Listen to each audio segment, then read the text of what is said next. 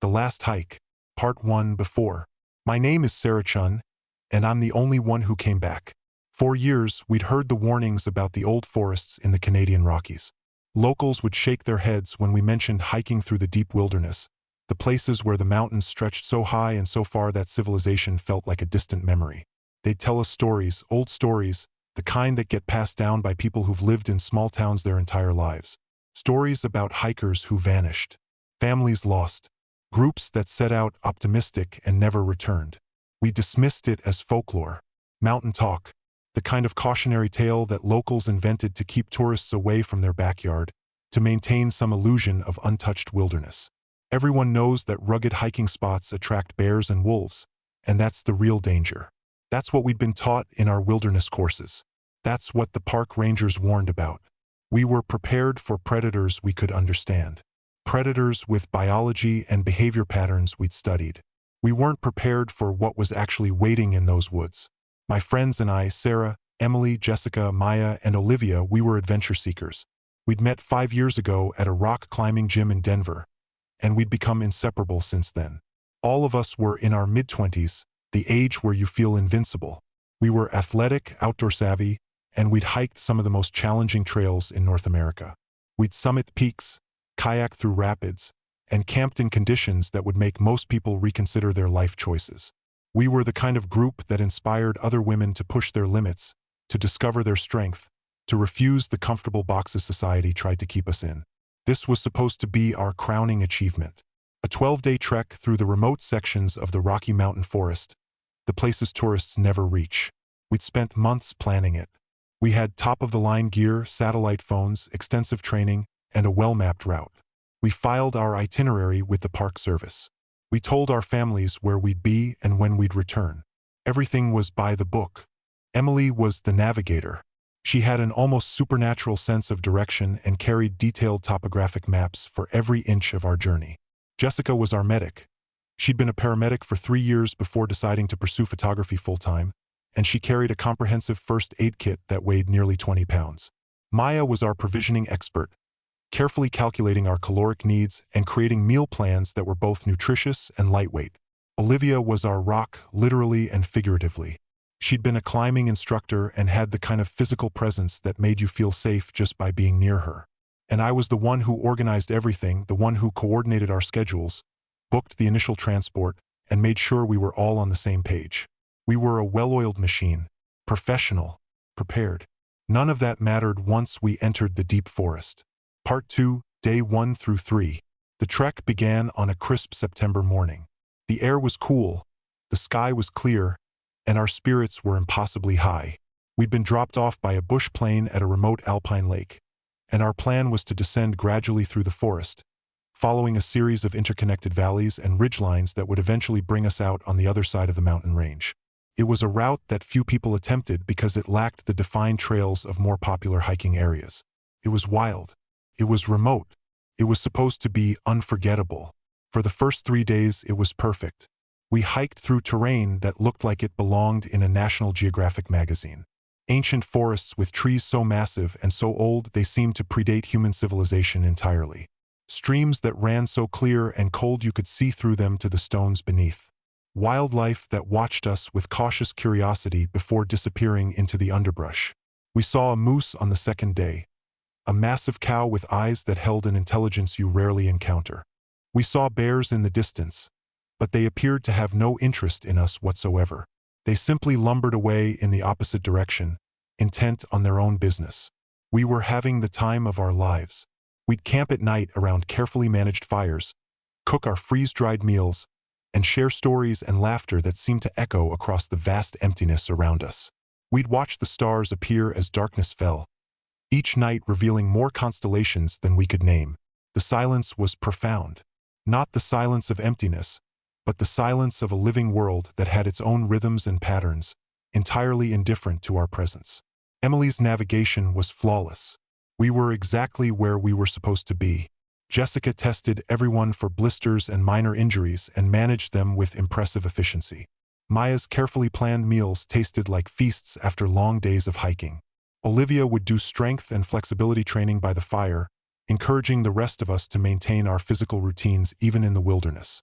I kept our detailed journal, documenting our daily progress and describing the landscape with the kind of enthusiasm that comes from being exactly where you're meant to be. We should have recognized the subtle warning signs. It started on the fourth day, small things. We'd wake up to find our perimeter markers, thin strips of bright orange tape we'd secured on trees around our campsite, moved or missing. We'd assume it was animals. We'd resecure them, but the next morning, they'd be disturbed again. Then there was the sound in the night. On the fourth and fifth nights, we'd hear what seemed like footsteps at the edge of our firelight. Not the heavy, deliberate footsteps of a bear, but something lighter, something that moved with purpose. Jessica would grab her bear spray. Olivia would stand and move toward the sound. But there was never anything there, just darkness, just the feeling of something watching us from beyond the reach of the flames. Mountain lions, Emily said on the evening of the fifth day, though her voice didn't have its usual confident edge. They're curious about humans. They investigate camps. We all knew she was right. Mountain lions were apex predators in this region, though they rarely confronted humans directly. Still, the idea that we might be under surveillance, that something large and dangerous was studying us from the shadows, made everyone's nerves tighter. Maya suggested we move camp, change our route to a higher elevation where predators were less likely to range. But when Emily checked our maps, our planned route was already at a reasonable altitude. Moving higher would put us in harsh, exposed terrain where a single accident could become catastrophic. The sensible thing was to continue on schedule. We pushed forward. Part 3, the sound in the woods. By day 7, we'd all heard it. At first, we couldn't agree on what we were hearing. It would come in the distance when we were hiking, somewhere deep in the forest beyond our line of sight. It was almost a voice, not quite animal, not quite human. It rose and fell in a way that sounded almost like language, though no language any of us could recognize. It wasn't aggressive exactly. It was almost musical the way a funeral dirge is musical. Elk, Jessica offered, trying to convince herself as much as us. Bull elk calling. They do that when they're looking for mates during the rut. But we'd all heard elk calls before. This was different. This sound had a complexity to it, a variation in pitch and tone that suggested something with more cognitive ability than a grazing animal. On the 8th day, we saw the first body. It was a deer, or rather, what remained of one. It was hanging from a high branch, suspended as if something had simply tossed it up there and forgotten about it. But nothing we could think of had the strength to lift a 100-pound deer 20 feet into the air and secure it to a branch. And the damage to the carcass suggested it had been there for at least several days, long enough for decay to set in, long enough that the smell hit us before we even realized what we were looking at. Bear, Emily said quietly. Sometimes they'll cache food in trees. But the caching was wrong. The placement was wrong. The deliberation suggested something with hands, or something with an understanding of human tools and storage methods. Olivia wanted to turn back. I could see the fear in her eyes, the way her jaw was clenched, the way her hands had formed into fists at her sides. For the first time since I'd known her, Olivia looked genuinely scared. "We're fine," I heard myself saying, though my own conviction had cracked like ice under pressure. "We're just spooked. It's the isolation, the remoteness of this place. Our brains are pattern matching to threats that don't exist." Emily nodded, but I could see her flipping through her maps more frantically now, taking measurements, calculating distances to emergency extraction points. That night, we didn't sleep. We sat around the fire in a tight cluster, and we talked about aborting the expedition. We could hike out to the northern ridge and set up a signal fire, call in the helicopter. We could be out by tomorrow afternoon. We were all thinking about it. We were all scared. But pride is a peculiar thing. We trained for months. We'd invested thousands of dollars. We were experienced wilderness adventurers, not the kind of people who abandon missions because of scary sounds and odd wildlife behavior. Who was going to understand if we called it quits? What would it say about us? "One more day," I suggested, hating myself even as I said it. "We push one more day, we can reassess tomorrow night. If we're still uncomfortable, we abort." Everyone agreed, though nobody seemed particularly convinced by the logic. Part 4. Jessica. The 9th day was clear and cool, the sun bright and almost cheerful as it filtered through the canopy. During daylight, the forest felt normal again. Beautiful, even, We hiked a solid 14 miles, making excellent time, and we were in better spirits by the time we started looking for a suitable campsite. We found what seemed like a perfect location, a small clearing beside a rocky creek, with tall trees positioned to break the wind, and plenty of deadwood for fire. It was mid-afternoon. We had plenty of time to set up camp, to gather firewood, to prepare an early dinner and settle in for the evening. Jessica and Olivia went to gather water and collect fallen branches for the fire. Emily and Maya started setting up the tents. I took out my journal and sat on a smooth rock by the creek, planning to document the day while it was fresh in my mind. I was writing when I heard Jessica scream. Not the kind of scream that comes from fear or pain, but a scream that was pure, primal animal terror. The kind of scream that comes from seeing something that shouldn't exist. A scream that cuts off abruptly, as if the person making it had suddenly stopped existing. I was on my feet before I even understood what was happening. Emily and Maya dropped the tent and started running toward the sound. Olivia came running back from the creek, her face absolutely white, her mouth open in shock, unable to form words. "Where's Jessica?" I shouted. Olivia couldn't answer. She was staring at something in the forest beyond the clearing, her hand pointing weakly toward the trees. Her lips were moving, but nothing was coming out. We heard it then, that sound, the one we'd heard all week in the distance.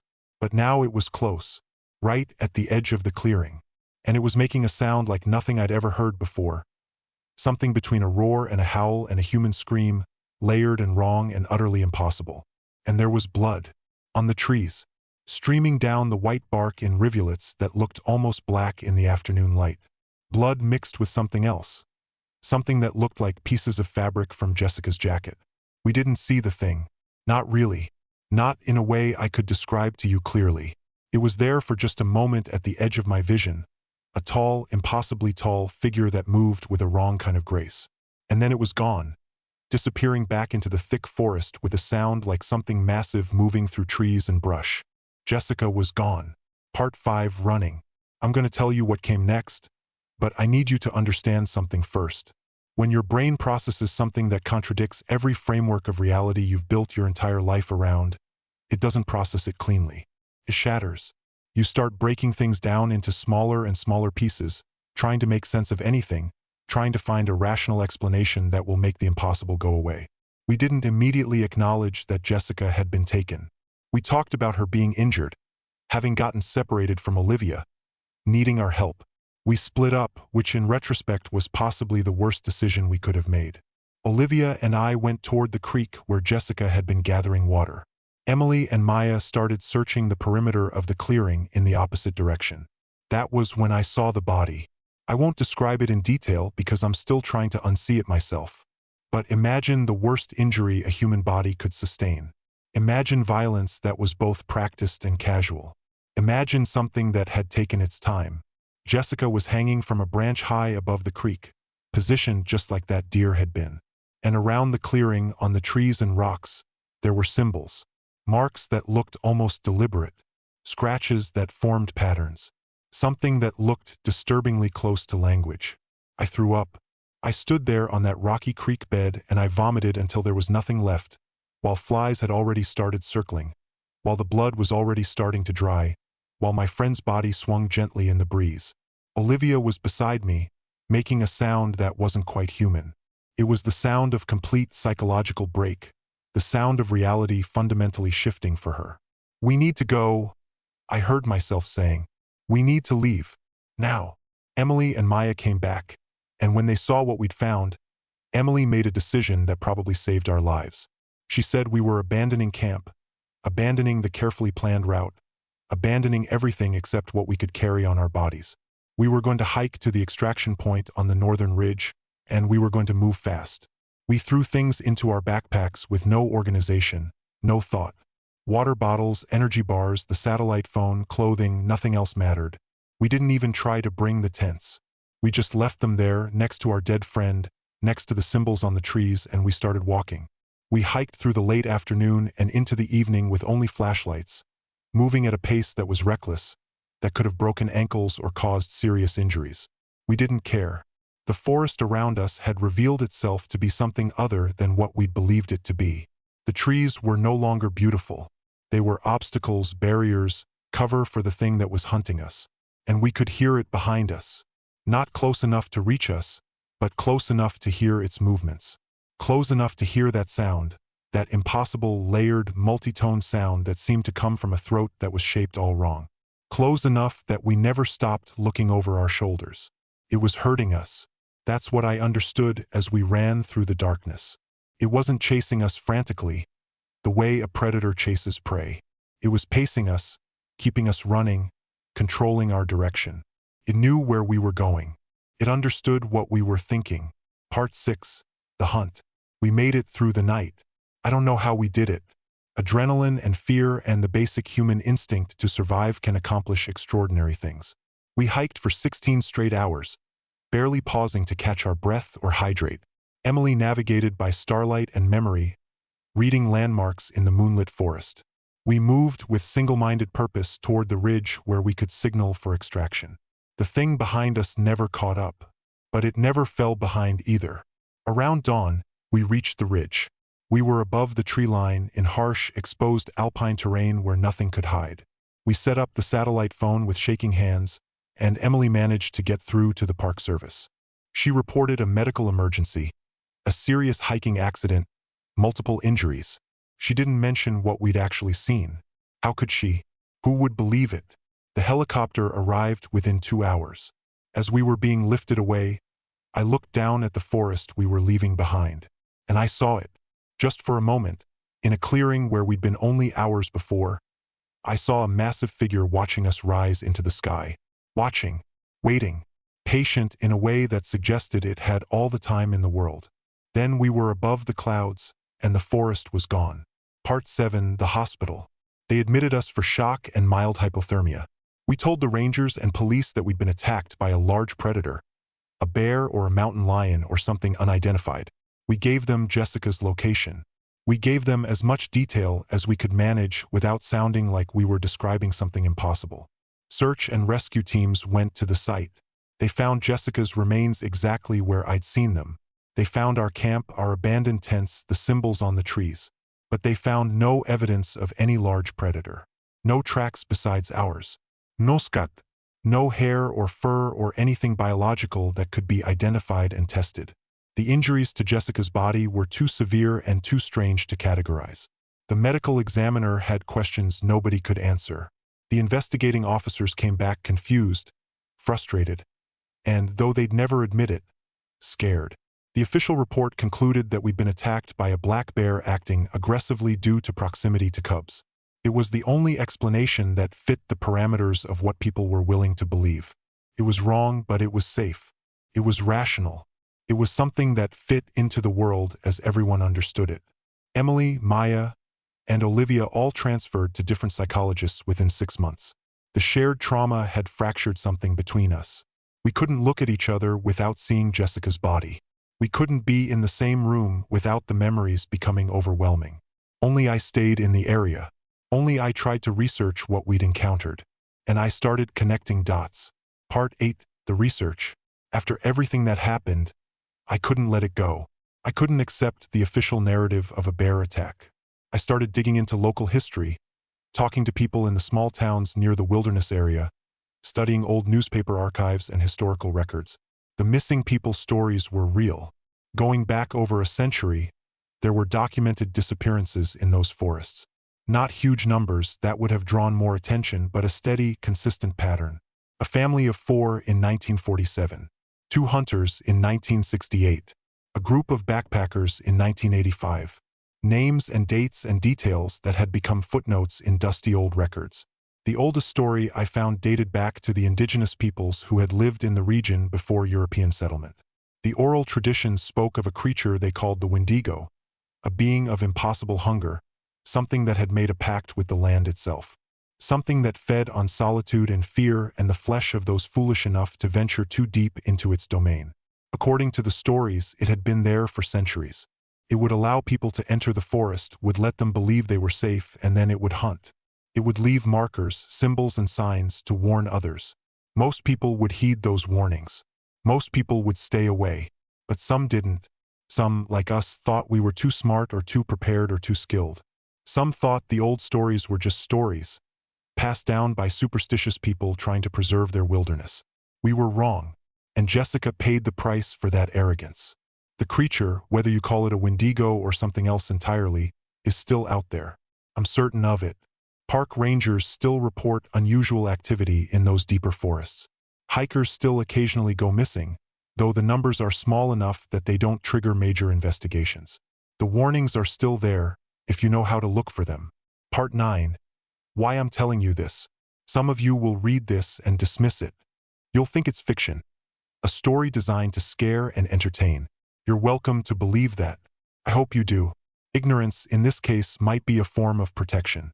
But if you're the type of person who reads about wilderness dangers and thinks you can overcome them through preparation and skill, I'm asking you to listen to what I'm saying. Some places are not meant to be conquered. Some forests have their own intelligence, their own rules, their own prices for entry. Jessica was brilliant. She was strong. She was trained and prepared. She was one of the most capable people I've ever known. And she died in a way that has no rational explanation, in a place that had decided we didn't belong. I survived.